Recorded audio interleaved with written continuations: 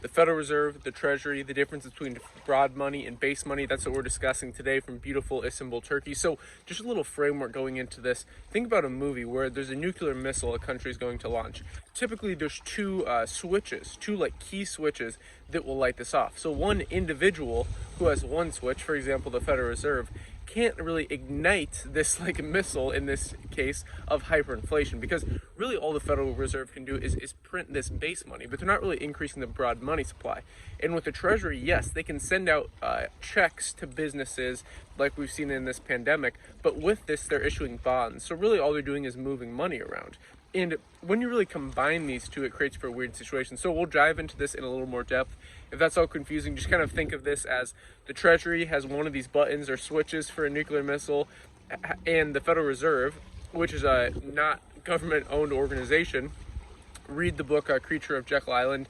It explains how the Federal Reserve was created. Really great book. It's a long one, but you can get it on like Audible or just get the physical copy. I have both, so maybe we'll link that below down in the description. But really what you want to understand is the differences between these two. So currently we have a situation where the past Federal Reserve chairman or chairwoman, Janet Yellen, is now head of the Treasury, which this is not a good situation, because really you don't want to mix these two. It's like, what do they say, like church and state. You don't want to mix these two, and we've gone to the situation where we have. And not a lot of people understand the difference between the Federal Reserve and the Treasury.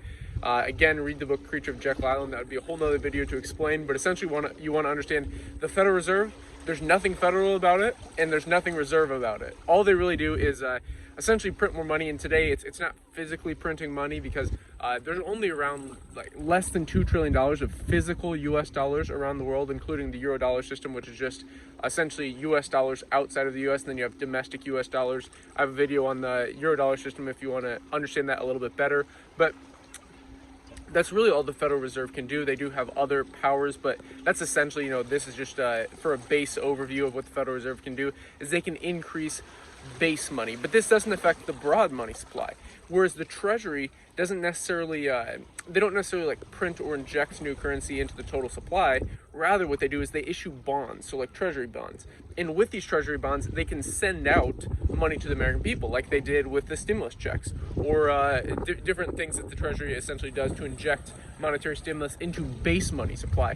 But when you combine both of these together, they're kind of two abilities. They're two like switches, if you will. You get the situation where you actually can affect broad money supply. And this is where we have the case for potential hyperinflation. And I'm considering doing a video on deflation versus inflation, because I know it's confusing. If you don't really dive into this stuff, I just enjoy these things. I'm interested in macroeconomics. So if anyone's interested in a video like that, like inflation versus deflation, what's going to happen, what are good hedges on either case, because you want to prepare for either scenario. You don't want to just be like, it's kind of like in chess. Like you don't want to go, oh, this is my only move. You want to prepare for both scenarios, have a move set up, and not be so emotional about it. You want to be a lot more like rational and not so ideological. So for example, let's say we see an increase in deflation. Okay, I would say the less probable out of the two scenarios, but again, you still want to prepare, just like in chess. Like it might be less probable that they're going to move their queen all the way into your area where your pawns are, but you have to prepare for that scenario. And with this, with an increase in deflation, essentially what would happen, like if they did increase in deflation, this would occur if this Biden fiscal plan does not go along, and really what this would do is create for a situation where you would want to be holding cash in Treasury bonds. Okay, so in the inflationary case, what you want to be holding is inflation hedge assets, pretty much what we talk about in this channel. Again, I would say there's probably an 85% chance of inflation, but at the same time, it creates for this strange situation because everybody's thinking about inflation. So as a contrarian investor, it's important to go, okay, if everybody's thinking this way, you might want to go against the crowd and at least prepare for a deflationary situation. So that's just for, another video if you guys want to see that. But again, essentially, with these two organizations, the Federal Reserve and the Treasury, they cannot increase broad money supply when they're separate. And that's this, again, whole thing of separating church from state. It's kind of the same. You don't want to have these two organizations working together because it's supposed to be like yin and yang. They're not really, they're both necessary in individually, okay? So when you have them both controlled by the same people, like Janet Yellen, for example, it creates for the situation where you can actually see pretty strange manipulation. And again, the current law is set up so neither of these can increase broad money supply, which is very, very important because it creates for a situation where it's a lot harder to go into a Great Depression again. And when both of these organizations are acting together, they're, instead of just in a vacuum, either the Treasury creating new bonds and sending them out to the American people through stimulus checks, or individually the Federal Reserve injecting new stimulus into increasing their balance sheet. Essentially, like you can see the Federal Reserve balance sheet, the deficits, all these different things.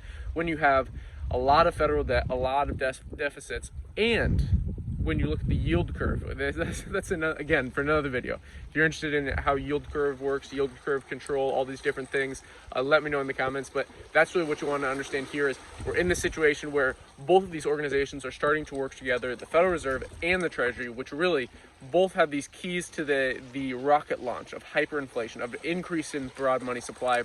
And this could create for a very strange situation, So that's pretty much it for today's video. This was more like a macroeconomic style.